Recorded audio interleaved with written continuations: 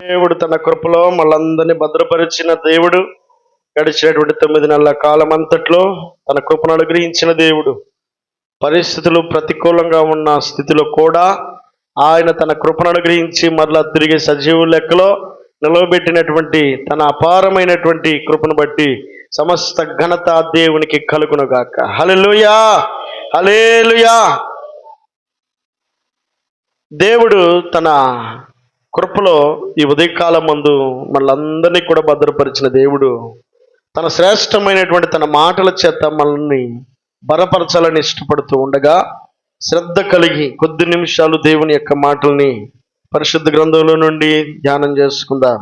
సామెతల గ్రంథము 25వ అధ్యాయము 25వ వచనం. సామెతల గ్రంథము 25వ అధ్యాయము 25వ వచనం. దప్పిగొనిన వానికి చల్లని నీరు ఎట్లుండునో దూరదేశము నుండి వచ్చిన శుభ సమాచారము అట్లుండును. చాలండి. చాలా మంది కోరుకునేది ఏమిటంటే మంచి వార్త వినాలని కోరుకుంటూ ఉంటారు. మంచి మాట చెబితే వినాలని కోరుకుంటూ ఉంటారు. చాలామంది ఏదైనా మంచి వారికి తెలియపరచబడితే వినాలని కోరుకొని ఆశించేవారు ఉంటారు. కానీ లోకములో అన్ని చెడ్డ సమాచారాలు తప్ప మంచి సమాచారాలు వినిపించేటువంటి వ్యక్తులు ఎవ్వరు కూడా లేరు.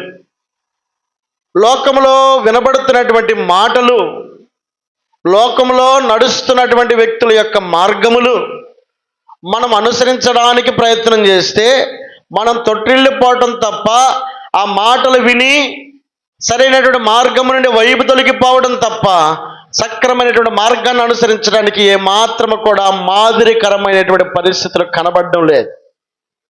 దేవుని వాక్యం సెలవిస్తున్నటువంటి మాట ఏమిటంటే దప్పికొనిన వానికి చల్లని నీరు ఎట్లుండునో.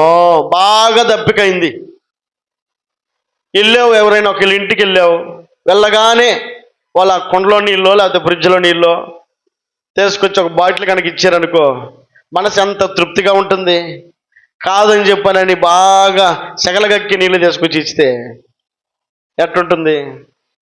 చల్లని నీరు మనిషికి తృప్తిపరుస్తుంది, మనిషిని ఉల్లసింపజేస్తుంది, మనిషిని ఆనందింపజేస్తుంది. కానీ దేవుని వాక్యం జ్ఞాపకం చేస్తున్న మాట ఏమిటంటే ఒక దప్పికొనినటువంటి వ్యక్తికి చల్లని నీరు ఇస్తే ఎంత తృప్తికరంగా ఉంటాడో, దూరదేశము నుండి వచ్చిన శుభ సమాచారము అట్లాగుంటుందట. దూరదేశము నుండి శుభ సమాచారం, మంచి వార్త, మంచి సమాచారం, మంచి మాటలు, మంచి పరిస్థితులన్నింటినీ కూడా తెలియపరచబడతా ఉన్నప్పుడు, అవి మంచివై ఉన్నప్పుడు మనిషి తృప్తికరంగా ఉంటాడు. అయ్యా నా బిడ్డలు ఎట్లాగున్నారు అని కనుక నీ బిడ్డలు దూరంగా ఉన్నటువంటి బిడ్డల గురించి వెళ్ళొచ్చిన వ్యక్తిని అడిగినప్పుడు, అమ్మా నీ బిడ్డలకి ఏం పర్వాలేదు, బ్రహ్మాండంగా ఉన్నారు అని కనుక ఎవరైనా చెప్పారనుకో, ఇక మనసు ఎలాగుంటుంది? తృప్తిగా ఉంటుంది. దూరదేశం నుండి ఆ బిడ్డలను చూసి వచ్చినటువంటి వ్యక్తి అక్కడ ఉందొకటైతే ఇక్కడికి వచ్చి నీ బిడ్డల పరిస్థితి ఏం బాగలేదని చెప్పితే తల్లి ఆనందిస్తుందా? తండ్రి ఆనందించగలుగుతాడా?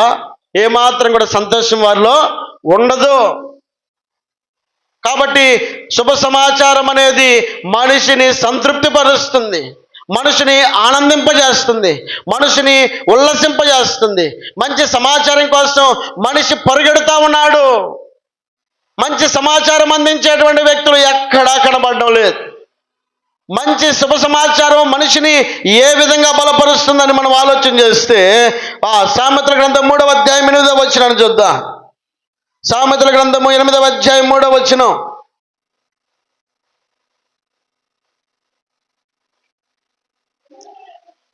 3వ అధ్యాయం 8వ వచనం.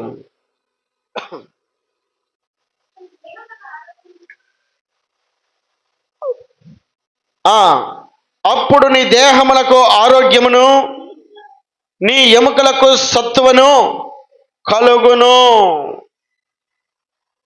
దేవుని వాక్యము సెలవిస్తున్నటువంటి మాట జ్ఞాపకం చేసుకుంటూ ఉన్నాం.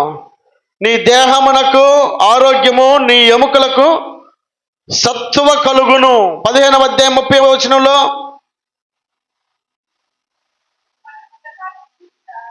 ఆ కన్నులు ప్రకాశమును చూచుట, హృదయమునకు సంతోషకరము, మంచి సమాచారము ఎముకలకు పుష్టినిచ్చును.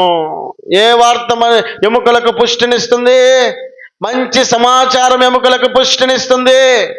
చెడ్డ సమాచారం మనిషిని బలహీనపరుస్తుంది, మనిషిని లేవలేకుండా చేస్తుంది, మనిషి ఏమాత్రం కూడా బలము లేని వ్యక్తిగా మారుస్తుంది. చెడ్డ సమాచారం, చెడు వార్త అనేది మన చెవిలో పడింది అనుకో, ఇక సంతోషం ఉండదు, ఆనందం ఉండదు, శక్తి ఉండదు, బలహీనమైపోతాం. దేవుని వాక్యం సెలవిస్తున్నటువంటి మాట ఏమిటంటే, మంచి సమాచారం ఎముకలకు పుష్టినిస్తుందట. ఆ మాట విన్నాడో లేదో, ఇక బాధలన్నీ మర్చిపోయాడని చెప్పనని ఎన్నోసార్లు మనం వింటూ ఉంటాం. ఏ మాట అది? అది మంచి మాట అయి ఉంటే, అది దీవెనకరమైన మాట అయి ఉంటే, అది నీ జీవితంలో ఆశీర్వాదకరమైనటువంటి మాట అయి ఉంటే, నిన్ను బలపరిచే మాట అయి ఉంటే, నువ్వు సంతోషించగలుగుతావు, నువ్వు ఆనందించగలుగుతావు. మంచి సమాచారము ఎముకలకు బలాన్ని ఇస్తుందట. మంచి సమాచారము ఈ లోకములో వినాలని మనిషి కోరుకుంటా ఉన్నాడు. దేవుని వాక్యం సెలవిస్తూ ఉంది, దూరదేశం నుండి వచ్చినటువంటి శుభ సమాచారము, మంచి నీళ్లు, చల్లటి నీళ్ళు ఇస్తే ఎలాగుంటుందో మనిషి సంతృప్తికరంగా ఉండగలుగుతాడండి. ఈ శుభ సమాచారం కోసం మనిషి వెతుకులాడుతూ ఉన్నాడు, ప్రయాణిస్తూ ఉన్నాడు. ఈ మాట ప్రతి ఒక్క వ్యక్తి కూడా ఆలోచన చేయగలిగితే శుభ సమాచారము మనిషిని బలపరుస్తుందట. పరిశుద్ధ గ్రంథంలో మనము సంఖ్యాకాండ గ్రంథంలో ఒక మాట జ్ఞాపకం చేసుకుంటే, దేవుడు సెలవిచ్చినటువంటి మాట ప్రకారంగా మోషేతో దేవుడు మాట్లాడుతూ వచ్చాడు. సంఖ్యాకాండము 13వ అధ్యాయము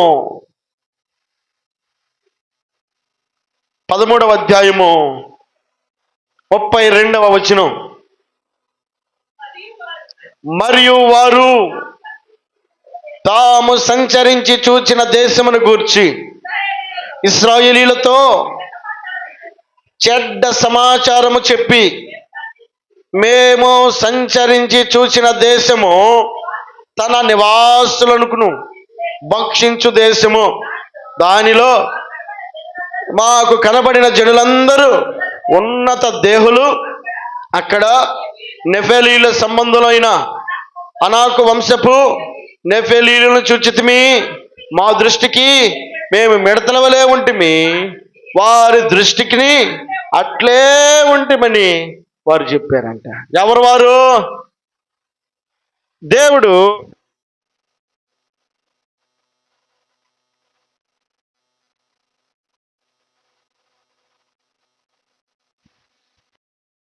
ఐగుప్తులో నుంచి వారి ప్రయాణం కొనసాగుతూ ఉంది. కొనసాగుతూ ఉండగా వారు దేవుడు ఎక్కడికి పంపించాలని వారిని విడిపించాడు? పాలు తేనెలు ప్రవహించే కనాను అనబడేటువంటి ప్రాంతానికి దేవుడు నడిపించాలని కోరుకున్నాడు. వారి దృష్టిలో వారి గమనము, వారి ప్రయాణము, వారు ఆశించిన దానికంటే ఉన్నతమైనది దేవుడు ఇవ్వాలని కోరుకొని ఐగుప్తులో పడిన శ్రమలన్నింటినీ మర్చిపోవడానికి దేవుడు వారిని కనానికి పంపించాలని కోరుకున్నాడు. ఆ కనానులో ఉన్నటువంటి శ్రేష్టమైన ఈవులు ఏమిటంటే, పాలు తేనెలు ప్రవహించే దేశం అంట. అక్కడ పట్టిందల్లా బంగారమే, అక్కడ సంతోషం తప్ప దుఃఖం ఏమాత్రం కూడా కనబడదు, అక్కడ లేమి ఏమాత్రం కనబడదు, ప్రతిదీ సమృద్ధిగా అక్కడ దొరుకుతుందని దేవుడు ఆశించి వారిని పంపించడానికి ఇష్టపడి, మోషే అనబడేటువంటి నాయకుని చేత పంపించడానికి దేవుడు ఇష్టపడి మోషేను పంపించాడు. మోషే దరిదాపు అక్కడ కనాను అనబడే ప్రాంతం దగ్గర దాకా వెళ్ళాడు. ఇప్పుడు దేవుడు మోషేతో మాట్లాడుతున్నాడు. 13వ అధ్యాయం 1వ వచనంలో చూస్తే, యెహోవా మోషేకు ఇలాగ సెలవిచ్చెను, నేను ఇశ్రాయేలుకి ఇచ్చుచున్న కనాను దేశమును సంచరించి చూచుటకును నీవు మనుషులను ఏం చెప్పాడు దేవుడు? మోషే, ఇదిగో కనాను అనబడేటువంటి ప్రాంతం దగ్గరికి నీవు మనుషులను పంపించి ఒక్కసారి ఆ ప్రాంతం ఎలాగుందో ఒకసారి చూసిరమ్మని పంపించు అని అన్నాడు. దేవుడు చెప్పినటువంటి ప్రదేశము, ఆయన ఇచ్చిన మాట తప్పేవాడు కాదు. ఆయన చెప్పిన మాట అది స్థిరమైనది అయి ఉంటుంది. ఆయన ఏమాత్రం కూడా కళ్ళు కబుర్లు చెప్పేటువంటి దేవుడు కాదండి. ఆయన చెప్పిన మాట మాత్రమే వాస్తవమైనదై ఉంటుంది. కాబట్టి దేవుడు చెప్పిన మాట ఏమిటంటే పాలు తేనెలు ప్రవహించే దేశం అది కనాను అని అన్నాడు. ఆ కనాను దగ్గరికి రాగానే మోషేతో అన్నాడు, మోషే ఇదిగో నువ్వు ఇక్కడే ఉండు, నీ ప్రజలందరినీ కూడా ఇక్కడే పెట్టుకుని ఉండు.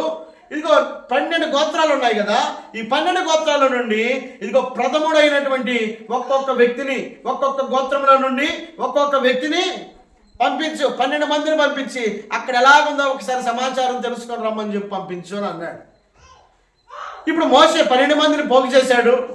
ఆ 12 మందిలో ఉన్నటువంటి వ్యక్తుల గురించి మనం ఆలోచన చేస్తే ఇక్కడ ఏమని రాయబడిందంటే, చదువుదా ఒక మాట, వారి పితరుల గోత్రములలో 4వ వచనం, వారి పేర్లు ఏవనగా రూబేను గోత్రమునకు జక్కూరు కుమారుడైన షమ్మూయ, షిమ్యోను గోత్రమునకు హోరీ కుమారుడైన షాపాతు, యోదా గోత్రమునకు యెఫున్నె కుమారుడైన కాలేబు, ఇస్సాకారు గోత్రమునకు యోసేపు కుమారుడైన ఇగాలు, ఎఫ్రాయిము గోత్రమునకు నూను కుమారుడైన హోషయ, బెన్యామీను గోత్రమునకు రాపు కుమారుడైన పల్తి, జబూలూను గోత్రమునకు సోరి కుమారుడైన గదియేలు, యోసేపు గోత్రమునకు అనగా మనష్షే గోత్రమునకు నూసి కుమారుడైన గది, దాను గోత్రమునకు గమలి కుమారుడైన అమ్మీయేలు, ఆషేరు గోత్రమునకు మికాయేలు కుమారుడైన సెతూరు, నఫ్తాలి గోత్రమునకు వాబేసి కుమారుడైన నహబి, గాదు గోత్రమునకు మాకి కుమారుడైన యొగవేలు అనునవి. చాలండి. ఎంతమంది? మొత్తం 12 మంది. 12 గోత్రముల నుండి ఆ గోత్రములో ఒక్కొక్క గోత్రములో ప్రథముడైనటువంటి వ్యక్తి, మొట్టమొదటి పెద్దవాడైనటువంటి ఒక్కొక్క వ్యక్తిని 12 మందిని పోగు చేయమన్నాడు దేవుడు. మోషే దేవుడు చెప్పినట్లే పోగు చేశాడు. ఈ 12 మందిలో ఎవరెవరున్నారు? కాలేబు ఉన్నాడు. అలాగే అక్కడ రాయబడిన మాటలు మనం చూస్తే హోషయ అని రాయబడింది. అక్కడ హోషయ అంటే ఇక్కడ మనం చూస్తే ఇక్కడ ఒక మాట చూద్దాం. హోషయ 16వ వచనంలో చూస్తే దేశము సంచరించి చూచుటకు మోషే పంపిన మనుషుల పేర్లు ఇవి. మోషే నూను కుమారుడైన హోషేయకు, అదండి వరుసగా రాయబడినటువంటి పేర్లోనేమో హోషేయ అని అక్కడ రాయబడింది. ఇక్కడ మనకు సుస్పష్టంగా తెలియపరచబడినటువంటి మాట ఏమిటంటే హోషయ అనబడేటువంటి వ్యక్తికి మోషే ఏమని పేరు పెట్టాడు? యెహోషువ అని పేరు పెట్టాడు. అంటే ఇప్పుడు ఈ 12 మంది గోత్రాలలో ఉన్నటువంటి ఈ 12 మందిలో ఎవరెవరు ఉన్నారు? ఇక మిగిలిన వారందరూ ఉన్నారు. కాలేబు అలాగే యెహోషువ కూడా ఈ 12 మంది గోత్రాల్లో ఉన్నారు. మొత్తానికి 12 మంది ఇక కనాను చూడడానికి వెళ్ళారు. ఎవరు చెప్పినట్టు? దేవుడు చెప్పినట్టుగా చేయడానికి వారి ప్రయాణాన్ని కొనసాగించారు. మోషే మాటను బట్టి మోషే చెప్పాడు, అయ్యా ఆ కనాను ప్రాంతం ఎలాగుందో ఒకసారి చూసిరండి, దేవుడేమో పాలు తేనెలు ప్రవహించే దేశం అంటున్నాడు. ఇక మీరు వెళ్ళి ఒకసారి ఆ ప్రాంతాన్ని చూసి ఎలాగుందో ఒకసారి మన వాళ్ళు నివసించడానికి వీలవుతుందో లేదో ఒకసారి చూసిరండి అని చెప్తే ఈ 12 మంది కూడా వెళ్ళి ఆ కనానులో ప్రవేశించి ఆ కనానులో వారు సంచరించి చూసినటువంటి సమాచారాన్ని ఉన్నట్లుగా వాస్తవాన్ని తెలియపరచాల్సినటువంటి ఈ 12 మందిలో 10 మంది చెడ్డ సమాచారాన్ని ఇస్తా ఉన్నారు. ఇద్దరేమో అక్కడ చూచినట్లుగా మంచి సమాచారాన్ని ఇవ్వడానికి ఇష్టపడ్డారు. ఈ 10 మంది చెప్తున్నటువంటి మాట ఏమిటి? 32వ వచనంలో, మరియు వారు తాము సంచరించి చూచిన దేశమును గూర్చి ఇశ్రాయేలుతో ఏమని రాయబడింది? అక్కడ చెడ్డ సమాచారము చెప్పి అని రాయబడిందనండి.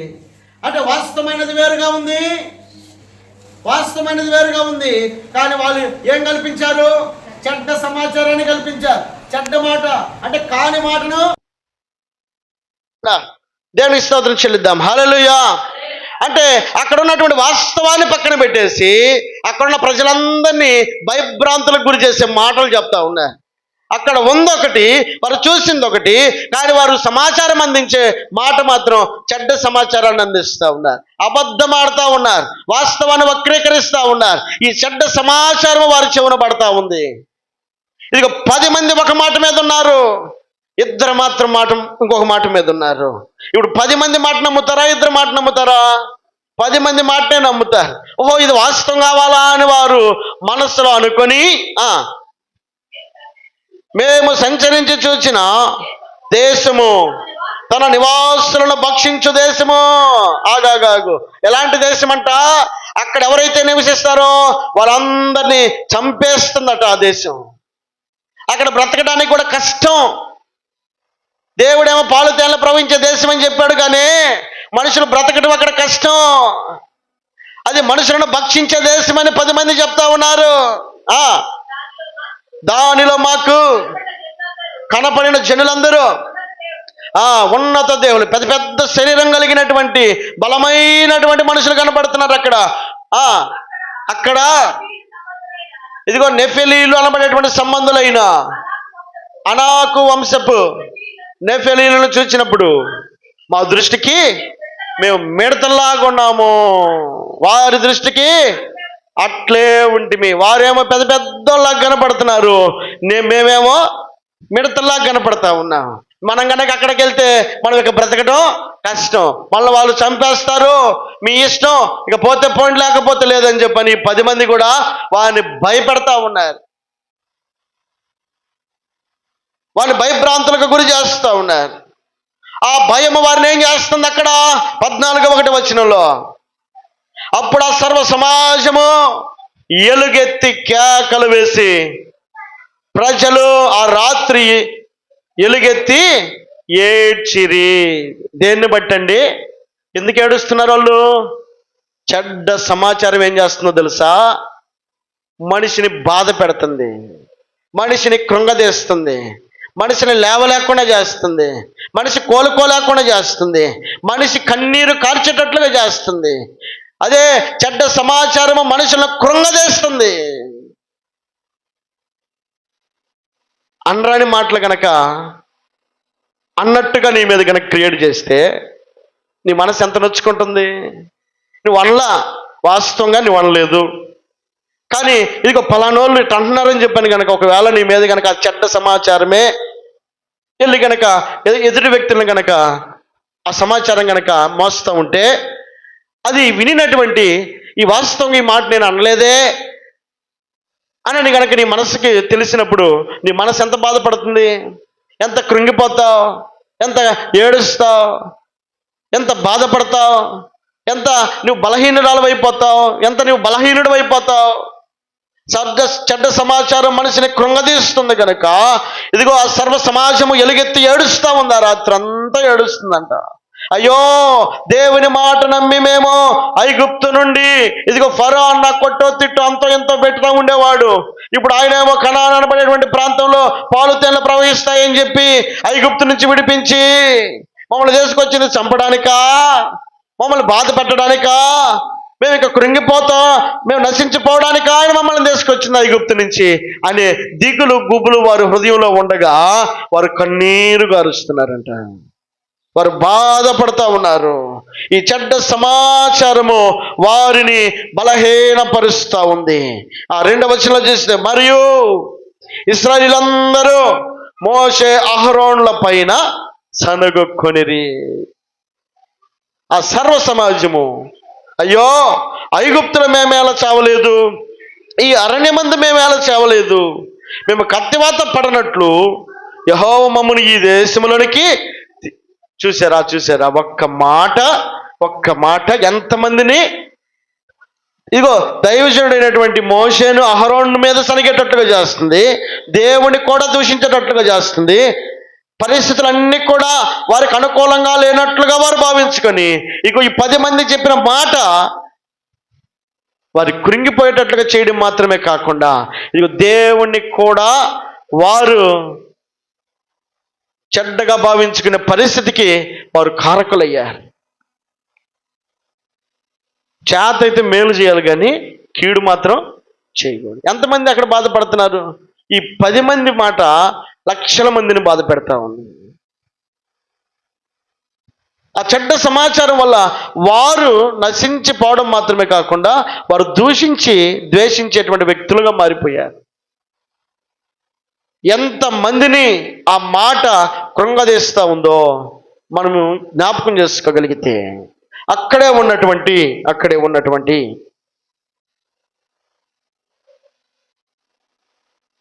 4వ వచనం చూద్దాం. వారు మనము నాయకుని ఒకరిని నియమించుకొని ఐగుప్తునకు తిరిగి వెళ్ళుదమని ఒకరితో ఒకడు చెప్పుకొనగా. ఏమనుకుంటున్నారు? ఇదిగో మనం ఇక్కడ ఉంటాం మంచిది కాదు, ఆయన ఏమో పాలు తేనెలు ప్రవహించే దేశం అన్నాడు, మోషే ఏమో ఆయన మాట తప్ప ఇంకెవరి మాట వినేవాడు కాదు, కాబట్టి మోషేని నమ్ముకుంటే ఇక మనం నశించిపోవడం తప్ప మన వల్ల ఏమాత్రం కూడా సాధ్యపడదు, కాబట్టి మనం ఇక ఉన్న పాటున వెనక్కి తిరిగి వెళ్ళిపోయి కష్టమో నష్టమో ఐగుప్తులనే బతుకుదాం. ఇగో ఈ మాటలన్నీ ఇక మనం వినలేం. అక్కడ పోయి సావడం కంటే, అక్కడికి వెళ్ళి మనం నశించిపోవడం కంటే, ఇక ఈ మోసే మాట విని ఇంతవరకు వచ్చాం, కానీ ఇక మరి ఇకనైనా మనం కనుక తెలివిగా ఉండకపోతే ఇక మనం బ్రతకడం కష్టం అని అనుకుని వారు వెనుదిరిగి వెళ్ళిపోవడానికి ఎవరి మాట కారణమవుతుంది? ఈ 10 మంది మాట, చెడ్డ సమాచారం కారణమవుతుంది. వాస్తవం కాని మాటలు మనిషిని ఎంత దూరం తీసుకెళ్తాయో చూడండి, గమనించండి. దేవుని వాక్యం సెలవిస్తూ ఉంది, అక్కడే ఉన్నటువంటి కాలేబు అలాగే యెహోషువ వారు మాట్లాడుతున్నారు 6వ వచనంలో. అప్పుడు దేశమును సంచరించి చూచిన వారిలో నుండిన నూను కుమారుడగు ఆ యెహోషువయు ఆ యొఫెన్నే కుమారుడగు కాలేబును బట్టలు చింపుకొని. ఎందుకు చింపుకుంటున్నారు? అరే మేము కూడా వెళ్ళాం కదా, 12 మందిలో మేము కూడా ఇద్దరం ఉన్నాం. ఈ 10 మంది ఏమో ఇట్ట చెప్తున్నారు, ప్రజలందరూ ఏమో ఏడుస్తున్నారు, కన్నీరు గారుస్తున్నారు, వాళ్ళేమో వెనక తిరిగి వెళ్ళిపోవడానికైనా ఇష్టపడతా ఉన్నారు. అదిగో ఆ 10 మందిలో మేము కూడా ఉన్నామే, అక్కడ పరిస్థితులు అలాగే లేవే, పరిస్థితులు బాగానే ఉన్నాయే. మరి వీళ్ళకి చెప్పినటువంటి చెడ్డ సమాచారం వల్ల ఈ ప్రజలందరూ కూడా గగ్గోలు పెడతా ఉన్నారు. కాబట్టి ఇలాంటి వాతావరణాన్ని క్రియేట్ చేసినందుకు ఈ పరిస్థితులన్నింటినీ గమనించినటువంటి ఈ కాలేబు అలాగే యెహోషువ అనబడేటువంటి వారు బట్టలు చింపుకొని ఇప్పుడు వీళ్ళు ఏడవడం మొదలుపెట్టారు. ఇశ్రాయేలు సర్వ సమాజము, మేము సంచరించి చూచిన దేశము మిక్కిలి మంచి దేశం. ఎవరు మాట్లాడుతున్నారు? ఇదిగో ఈ 12 మందిలో ఉన్న ఇద్దరు అంటున్నారు, ఇదిగో మేము చూసిన దేశం మంచి దేశము అని అంటున్నారు. 10 మంది ఏమంటున్నారు? ఇది మంచి దేశం కాదు, మన బ్రతకడానికి కూడా కష్టం అని అంటున్నారు. కాలేబు యెహోషువ అంటున్నారు, ఇదిగో మేము చూసిన దేశం మంచి దేశము, వీళ్ళు మంచి సమాచారాన్ని ఇవ్వడానికి ఇష్టపడతా ఉన్నారు. యెహోవా మన యందు ఆనందించిన ఎడల ఆ దేశంలో మనలను చేర్చి దానిని మనకిచ్చును, అది పాలు తేనెలు ప్రవహించు దేశము. మెట్టుకు మీరు యెహోవా మీద తిరగబడద్దు, ఆ దేశ ప్రజలకు భయపడకుడి, వారు మనకు ఆహారం అవుతారు. ఇందాక వాళ్ళు వచ్చి చెప్పిన మాట ఏంటి? మనం వాళ్ళకి ఆహారం అవుతామని చెప్పినేమో 10 మంది చెప్తున్నారు. ఇప్పుడు కాలేబు యెహోషువ అంటున్నారు, లేదు లేదు మనమే బలవంతులమే, మీరేం దిగుడు పడాల్సిన పని లేదు, వాళ్ళే మనకు ఆహారంగా మార్చబడతారు. వారి నీడ వారి మీద నుండి తొలగిపోయిను. యెహోవా మనకు తోడై ఉన్నాడు, వారికి భయపడకూడని ఆ సర్వ సమాజము వారిని రాళ్లతో కొట్టి చంపవలనగా ప్రత్యక్షపు గుడారములో యెహోవా మహిమ ఇశ్రాయేలు అందరికీ కనబడెను. చాలండి. యెహోషువ కాలేబు చెప్తున్నారు, ఇదిగో మెట్టుకు మీరు యెహోవా మీద తిరగబడొద్దు, ఆ దేశము ప్రజలకు భయపడొద్దు, వారు మనకు ఆహారం అవుతారు, వారి నీడ వారి మీద నుండి తొలగిపోవును, యెహోవా మనకు తోడై ఉన్నాడు, వారికి భయపడకురనిది. భయపడే వ్యక్తులకి మనిషి చెప్పాల్సినటువంటి మంచి సమాచారం ఏంటనంటే, నీకేం పర్వాలేదు, నువ్వు ధైర్యంగా ఉండు. ఈ మాట మనిషిని ఏం చేస్తుంది? కృంగిపోయిన మనిషిని సైతం లేపుతుందండి. అవునా, ఇటు జరిగిందా? ఇటు జరిగిన వాళ్ళందరూ అట్ట అయిపోయారంట. ఇది అట్టుండిద్ది. ఇంకొంచెం మనిషిని అసలు పడిపోయి ఉన్నాడు, ఆ పడిపోయిన వ్యక్తిని లేపకపోగా ఇంకేం చేస్తాం? ఇక పడిపోయిన వ్యక్తిని పడిపోయినట్టే ఉంచాలని అలాంటి మాట మనిషిని కృంగదీస్తుందండి. పడిపోయినటువంటి వ్యక్తిని సైతం నీ మాట లేవనెత్తగలిగేదై ఉండాలని దేవుడు కోరుకుంటున్నాడు. మంచి సమాచారాన్ని మన నోట వినాలని దేవుడు కోరుకుంటున్నాడు. చెడ్డ సమాచారము మనుషులను కృంగదీస్తుంది. చెడ్డ సమాచారము మనుషులను దేవునికి దూరం చేస్తుంది. అదే మంచి సమాచారము. ఒకవేళ నీతో ఎవరైనా ఏదన్నా చెప్పారనుకోండి, ఇక ఫలానా వాళ్ళు ఎట్టు అనుకుంటున్నారు అని అనే దానికంటే ఆడేమి లేదులే, నువ్వేం కంగారు పడగాక, నువ్వేమి బాధపడగాక అనేటువంటి ఆ ధైర్యం ఏదైతే ఉంటుందో మనిషి కృంగిపోకుండా లేవనెత్తబడగలుగుతాడు. ఇంకొంచెం మనం గనక మసాలా జోడిస్తే ఇక మనిషి పతనం అయిపోతాడు, భయపడిపోతాడు, కృంగిపోతాడు. ఇప్పుడు ఇశ్రాయేలు ప్రజలకు చెప్పిన మాట ఎలాగుంది? వారికి చెడ్డ సమాచారం చెప్పడం వలన ఇక వారు కృంగిపోయారు, రాత్రి అంతా ఏడ్చారు. అంత మాత్రమే కాకుండా దైవజనుల మీద సనుక్కున్నారు. రెండోది ఐగుప్తుకు పోవడానికి ఇష్టపడ్డారు. ఇక దేవుణ్ణి కూడా దూషించారు. ఇక ఇన్ని అనర్థాలు కొని తెచ్చుకున్నారు చెడ్డ సమాచారం వల్ల. ఇప్పుడు బట్టలు చింపుకొని ఏడుస్తూ కన్నీటితో వాస్తవాన్ని ప్రకటిస్తున్నటువంటి కాలేబు, యెహోషువలు చెప్తున్న మాట ఎలాగుందంటే, మీరు భయపడాల్సిన పని లేదు, మనకు దేవుడు తోడుగా ఉన్నాడు. ఎంత మంచి మాట అండి! ఇదిగో ఎంత బలహీనునైనా, ఎంత కృంగిపోయిన వ్యక్తినైనా నీకేం పర్వాలేదు, మనకు దేవుడు తోడుగా ఉన్నాడు, దేవుడు నీకు సహాయం చేస్తాడు. ఈ మాట ఎంత ఆ మనిషిని ధైర్యాన్ని ఇస్తుంది. ఇదిగో మనుషులు మనకు దగ్గరగా ఉండకపోవచ్చేమో, దేవుడు నీకు తోడుగా ఉన్నాడు అనే మాట ఎంత మనిషిని బలపరుస్తుంది. ఇప్పుడు కాలేబు యెహోషువలు చెప్తున్నారు, ఇదిగో వారు మనల్ని మృంగడం కాదు, లేదా వారు మనల్ని నాశనం చేయడం కాదు, మనమే వారిని వెళ్ళగొట్టగలిగిన శక్తి మనకు దేవుడు ఇచ్చాడు. కాబట్టి నువ్వు భయపడద్దు అని ఎలుగెత్తి ఆ సమాజం అంతటికి చెప్తా ఉన్నారు. ఈ కాలేబు యెహోషువలు ఇద్దరు మంచి సమాచారాన్ని అందిస్తూ వారిని ధైర్యపరుస్తున్నారు. దేవునికి మహిమ కలుగునగాక. హల్లెలూయా. దేవుని వాక్యం సెలవిస్తా ఉంది, మంచి సమాచారము ఎముకలకు బలాన్ని ఇస్తుందట, పుష్టినిస్తుంది. ఇప్పుడు అంతా కూడా వారు బలపరచబడేటట్లుగా యెహోషువ కాలేబుల మాటలు వినబడతా ఉన్నాయి.